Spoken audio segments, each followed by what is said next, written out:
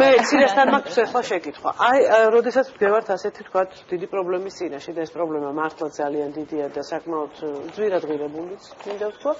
როგორ ფიქრობთ, აი რა გამოსავალი არსებობს, თქვათ, სახელმწიფო სტრუქტურებისგან, ჩემთვის გასაგებია, რომ ეს უნდა იყოს ერთმნიშვნელოვნად არ მიღებული ეს პროექტი, ან გადაცემული თავიდან გახილვაზე, რა გამოსავალი შეიძლება იმედოვნოთ აი ასეთ სიტუაციაში? როგორ უნდა მოიქცეს საზოგადოება, გნებავთ იგივე სახელმწიფო სტრუქტურები, თქვენ, თბილისის სამხარე, ჩვენ რითი შეგვიძლია მედია დაგეხმაროთ? რაღაც აი კომპლექსური ის რომ შევიმუშაოთ გეგმა სტრატეგიულად.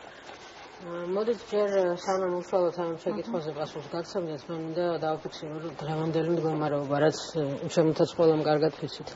დღეს არის იმაზე მძიმე სიტუაცია, ვიდრე ეს იყო თქვა წინა ხელისუფლების დროს. იმიტომ რომ წინა ხელისუფლების დროს დაწყებული ოდიოზური პროექტები არ ჩახსნილა და ის პროექტები მიმდინარეობს და ამას ემატება მასშტაბურად უფრო დიდი საფრთხეები, რაც ვთქვათ, აი ეს თბილისი პანორამის კუთხით გავიგეთ რაღაც 2 დღის წინ. გარდა ამისა, ჩვენ ძალიან ფართო ფრონტი გვაქვს გასაშლელი საზოგადოებრივი აქტივობის თვალსაზრისით, მედიის მხარდაჭერის თვალსაზრისით და მე ძალიან დიდი მადლობა მინდა გითხრათ, რომ ეს თემა თქვენ შეგეხოთ და მოგვიწვიეთ, იმიტომ რომ იყო პერიოდები, როდესაც კონკრეტული არხები, როგორც ასეთი, რაც არ უნდა მომხდარიყო თბილისში, უბრალოდ არ მოდიოდა და უბრალოდ იგნორირებას უკეთებდა რეალურ პრობლემას, რომელიც ქალაქში იდგა. მე ვფიქრობ, რომ ეს სიტუაცია უნდა გამოსწორდეს. საზოგადოებრივი მხარდაჭერა, მედიის მხარდაჭერა, აუცილებლად უნდა დაიწყოს საუბარი საკანონმდებლო ბაზის დახვეწაზე. და ამას უნდა აკეთებდნენ ექსპერტები და არა ის მენაშენი არქიტექტორები, რომლებიც საკუთარ თავზე ირგებდნენ პროექტებს და იმის მიხედვით შევიდა ცვლილებები კანონში კულტურული მემკვიდრეობის შესახებ. აუცილებლად უნდა გააქტიურდეს თბილისის მერია და ქალაქის პოლიტიკა უნდა განისაზღვროს ერთხელ და სამუდამოდ თუ როგორი უნდა იყოს თანამედროვე ქალაქის მიმართ და როგორი უნდა იყოს ძველი ქალაქის მიმართ და კომპლექსურად ჩვენ უკვე არასამთავრობო ორგანიზაციებმა მე ვფიქრობ, რომ არა დამოუკიდებლად ლოკალურად უნდა ვაფიქსიროთ საკუთარი პოზიცია. არამედ რაღაც ერთი დიდი გაერთიანება უნდა მოხდეს, იმიტომ რომ ცალკე პრობლემა საღდრისი, ცალკე ვაკის პარკის პრობლემა, ცალკე რედისონის წინ საბაგიროს ასევე ძალიან ოდიოზური პროექტი, რომელიც ახლა იწევს ეს თემა. ცალკე გუდიაშვილის პროექტი. ეს ცალ-ცალკე არ მოგვარდება. თუ აი ერთიანი რაღაც მობილიზებული ძალა არ დააფიქსირებს საკუთარ პოზიციას ნებისმიერი ხელისუფლების მიმართ. მით უფრო ძალიან კარგია ამ შემთხვევაში, როდესაც მოდის არჩევნები, თბილისის მერის არჩევნები, მე პირდაპირ შემიძლია გითხრათ, რომ მე როგორც მომავალ მერს, ასე ვთქვათ, პოტენციურ კანდიდატს, რომელიც დასახელებული ხარ, მე მაინტერესებს მაგალითად თქვენი პოზიცია გუდიაშვილის მომენტის მიმართ, რომელიც ამდენი წელი არსებობს ეს პრობლემა და ასევე მაინტერესებს ყველა იმ ადამიანის მიმართ, რომლებიც დასახელდებიან თბილისის მერობის კანდიდატებად, როგორ ხედავენ ძალიან მწვავე პრობლემებთან დაკავშირებულ თემებთან საკუთარ ხედვას. ეს არის მეშვეობით. ჩვენ მოგცემთ აუცილებლად ამის. ეს საინტერესო აუცილებლად უნდა უპასუხოთ ამ კითხვას, მე უბრალოდ დავამატებდი, რომ აი ძალიან არ მიყვარს ყვადაღებული ცხატრის ხსენება და ამცი ამონებს უკვე და უკვე მგონია ცუდი ტონია გარკვეულწილად, მაგრამ ეს თემა მაინტერესებს, როცა იყიდებოდა ეს მიწები თუნდაც ლაგუნა ვერე რომ მოთანაც პოტენციური პრობლემა გვაქვს, ხო, ჯერ მართალია არ არის ვთქვათ სახალხო პროექტი ჯერ გამოჩენილი არ ვიცით, მაგრამ არის დიდი საშიშროება, რომ იქ აუზი აღარ იქნება. როდესაც იყიდებოდა ეს უკვე აღარ არის დახურული. აუზი დავუშვათ. რომ ყოფილიყო მითითებული იქ, რომ მხოლოდ და მხოლოდ ფუნქციის შენარჩუნებით. აქ ხომ არ არის ლაპარაკი იმაზე, რომ ჩვენ შევძლებთ თუ არა მზეზე გაროჯვას. ამ აუზში სწავლობს ცურვას თბილისის ბავშვების მე მგონი ნახევარი. და რა აღარ იქნება. გარდა იმისა, რომ ვარჯიშობენ სპორტსმენები და ასე შემდეგ და ასე შემდეგ. და ცხადია იგივე მიწები, რომელსაც ახლა ერთ-ერთი ადამიანს ეკუთვნის. როდესაც რაღაცას, რაც ასეთ მნიშვნელობას წარმოადგენს დედაქალაქისთვის, ყიდით, მესმის, რომ უნდა გავყიდოთ და არ შეიძლება ყველაფერი სახელმწიფოს ეკუთვნოდეს. არ შეიძლება, რომ უფრო კონკრეტულად მივუთითოთ, რა ფუნქციით ყიდით, როგორ მოვთხოვთ მომავალში და შესაბამისად, ჩვენი რაც შეეხება გუდიაშვილის კვერთან მე მინდა ძალიან თქვენი აზრის გაგება, მომავალში რანაირად შეიძლება რომ დარეგულირდეს მსგავსი ურთიერთობები პოტენციურ ინვესტორებთან, ადამიანებთან, რომელსაც ცხადია რომ თავისი ინტერესი აქვს. აბა რა ნონი არის ყველაზე დიდი და არ მაქვს ილუზია რომ რაღაცა საოცარი თქვათ აღშენებლობის იდეით შეპყრობილი ადამიანები უცებ შეესევიან სოლოლაკს და მხოლოდ და მხოლოდ კეთილინებით უბრალოდ აღადგენენ ამ სახლებს. ძალიან სწორია, პატარა კომენტარს გავაკეთებ, სააკაშვილის ინტერვიუ იყო რამდენიმე დღის წინ და მან თქვა რომ ჩვენთვის ინვესტორი იყო ღმერთიო და რჩება კიდევ ისე ღმერთად, რომელსაც კანონში ვერაფერ შეუცვლი და ვერ ჩაუწერ იმას რაც ეხა ინვესტორი ამაზე საუბრობთ, ჩვენ ძალიან მნიშვნელოვანია ინვესტიციები, მაგრამ ეს უნდა იყოს ჩარჩოში მოქცეული. საკანონმდებლო დონეზე უნდა განხორციელდეს ცვლილებები და გეთანხმებით, რა თქმა უნდა, ასეთი მნიშვნელოვანი ობიექტი, რომელიც ჩემის აზრით ლაგუნა ვერე წარმოადგენს ასევე კულტურული მემკვიდრეობის ძეგლს, თუმცა შეიძლება გატარებელი არ არის, მაგრამ თაობები მილიონამდე თბილისელი არის იქ სხვადასხვა დროს ნამყოფი 30 წელიწადით 35 ფუნქციონირებს. რა თქმა უნდა, ჩაიწეროს, რომ პროფილის შეცვლა იყოს შეუძლებელი, როდესაც ამის გასხვისება ხდება ნამდვილად. მაგრამ მეპატრონე დღეს ასევე ამ ლაგუნა ვერესი არის ქართული ჯგუფი. ქართული ჯგუფის ერთ-ერთი მსხვილი აქტივია ლაგუნა ვერე. მასაც როგორც ის უყურებს როგორც კომერციულ ობიექტს ახლა ამას. და ნაკლებად აინტერესებს ახლა სამწუხაროდ საზოგადოებრივი ინტერესი. მისთვის არ იქნება მომგებიანი იქ რაღაცა 15 მილიონი ლარის ინვესტირების განხორციელება. ეს არ არის კარგი, რა თქმა უნდა, მაგრამ იმედს ვიტოვებ, რომ ამ ობიექტს, რომელიც წარმოადგენს ერთადერთ აუზს და გამოჯასადებულ კომპლექსს, რომელიც არის ღია, არ შეიძლება პროფილი. რაც შეიძლება თუმცა არაერთი შენობა იყო და არაერთი ობიექტი, რომელსაც ჩადებული იყო, რომ უნდა შეენარჩუნებინა სტატუსი, თუმცა დღესდღეობითაც ასევე დანგრევებში არის განაცხელი 2 წლის განმავლობაში. გასაგებია გუშინ რო იყო პრობლემა, გასაგებია ძალიან ბევრი პრობლემა, უფრო მეტი ხშირ შემთხვევაში, მაგრამ არამედ ავსაუბრ რა იქნება ხვალ. აი ეს არის. თუმცა მაგრამ პრობლემა იცით რაში ანიკა, როდესაც მე მესმის თქვენთან არ არის ეს კონკრეტული შეკითხვა თქვა, ხო, ზოგადად ამ დღეს და ხვალ არ არის ეს შორს ერთმანეთისგან, ხო? ანუ ის გაყიდულია იმდენი ხნით და ისეთი პირობებით, რომ დღეს მოსულ მთავრობას ჩვენ შეიძლება ცოტა გაუჭირდეს კიდევაც იმ პირობებში.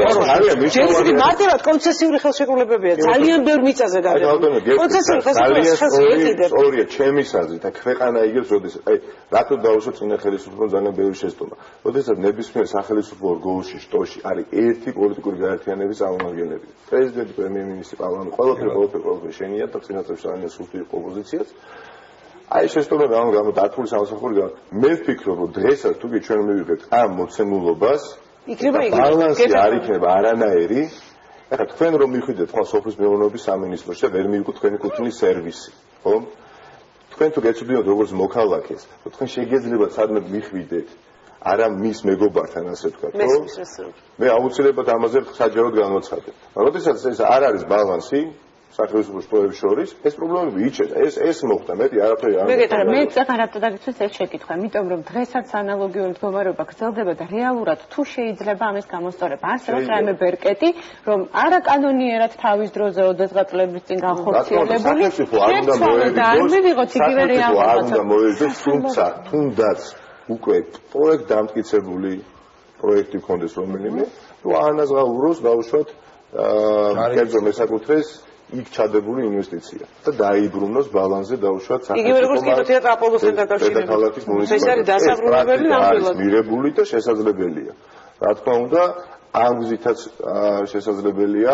ვერაზე ქონდა ერთი მაგალითი, ჩვენ ზუსტად ასე გავაკეთეთ, როდესაც ინვესტორმა თანხმობა განაცხადა და დედაქალაქის მერიამ აუნაზღაურა მას ის ხარჯი, რომელიც მან გაწია, უკვე დემონტაჟი იყო დაწყებული და გავაკეთეთ ჩვენ სკვერი, ხო?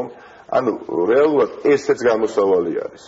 და არ არის მაინდა-მაინც რაღაცა ეს ეფემერი. და გუდიაშვილის მასაც შეეხება, რა თქმა უნდა, ეს პრობლემა იყო, კომუნიკაციის პრობლემა რო არ იყო და გვეგონა რომ მართლა კარგს ეხა რომელიც ყოველყოფილი გააკეთებდა იმას წინდასწარ გაზავხით თუ ის დარწმუნებული ხომ ეს არის ცუდი. ნიკა, ჩემი არ შეგეკითხოთ, რახან ესეთი გამოსავალი შეიძლება არსებობდეს და უკვე გასხვესებული ასე ვთქვათ გამოსწორება შეიძლება. აი ბანკის პარკის თემასთან დაკავშირებით, რატო არ შეიძლება მაგალითად იგივე მოხდეს? აქ არის აი ვერის მაგალითად ინვესტორის თანხმობა მივიღეთ ჩვენ, ანუ ვინც აწარმოებდა ეგ სამუშაოებს. აქ ძალიან რთულია, ხა მე მართლაც არ ვარ ხალხთხოვანებული იმით, რომ რეალურად ხა გუდიაშვილის ბაღში მართლაც კარგი იდეები უნდათ განეხორციელოთ, მაგრამ ხშირ შემთხვევაში იღებთ საპირისპიროს, ხო? და თქვენი ძალისხმევით ბევრი რამე ხა შეჩერდა, მაგალითად ასტრელები ახორციელებდნენ და კომუნიკაციულად რამდენადაც ვიცი იქ 1 საათური დამატება უნდათ და ეს შეჩერდა. დღეს რამდენადაც ვიცი მეტი კომუნიკაცია გააქვთ თბილისის განვითარების კომუნიკაცია აშველის ფონდთან და ყოველ შემთხვევაში იმდენი არ ფუჭდება, რამდენი თქვენი საზრით ფუჭდებოდა. რა თქმა უნდა, მეტი შეხედვით საჭირო, იმიტომ რომ დროს გაუძლო ამ რაიონმა. აი საბურთალო ვაჟა-ფშაველა გაშენდა, ხო წინა წლებში 30-40 წლის გაწმუნებული და როდესაც სტუმარი ჩამოვიდოდა, ხალისით მიიყვანდნენ უცხოელ სტუმარს და ნახავდნენ აი შეხედეთ რა უბანს ვაშენებთ. სიამაყე, არა ხალისით, სიამაყე. ამას დროს ვერ გაუძლო. დღეს იქ ვერ მივიყვანთ, ხო? დღეს ანუ ეს ის უბანია, რომელმაც დროს გაუძლოთ, ამას გვაქვს სტრატეგიულად ეს არც იყო დადგმული სტუმრებს, ეს იყო უბრალოდ სასახლებაზე. ვანახეთ მიშენებულ ლოჯებს მაგალითად, რომელიც ეს შეგიძლიათ ერთადერთი მინდა მოსახლეობას მინდა მიმართო, იმიტომ რომ ხელისუფლებები მიდიან და ასე ჩვლიან ხოლმე თავის შეხედულებებს, როდესაც არიან სხვანაირად მაგაში ერავის როგორც ჩვენ ხელისუფლებას ვერ მივენდობით, ისინი ყოველთვის რჩევენ მარტივ გზებს. ამიტომ მე მიმართავ თბილისის მოსახლეობას, ჩვენ კულტურული მემკვიდრეობის დამცველები ხშირად იძახეროთ, თქვენ ხართ რეგრესის მომხრეები და არ გინდათ რომ განავითაროთ. აი ლეონიძეზე დარეკ ადამიანმა, რომელსაც უნდა რომ გაიუმჯობესოს პირობები. ჩვენ ამისთვის ვიბრძვით. ჩვენ გვინდა რომ თქვენ გაგიუმჯობესდეთ საცხოვრებელი პირობები და ჩვენ გვინდა რომ ეს მოხდეს ისე, რომ თქვენი საცხოვრებელი და თქვენი ცხოვრების ხარისხი იყოს მაღალი და თქვენ არ მოგიწიოთ სოლაკის მაგივრად არაფერს არ ვერში გლდანს, მაგრამ გლდანის ტიპის კორპუსების დასახლებაში ცხოვრებას.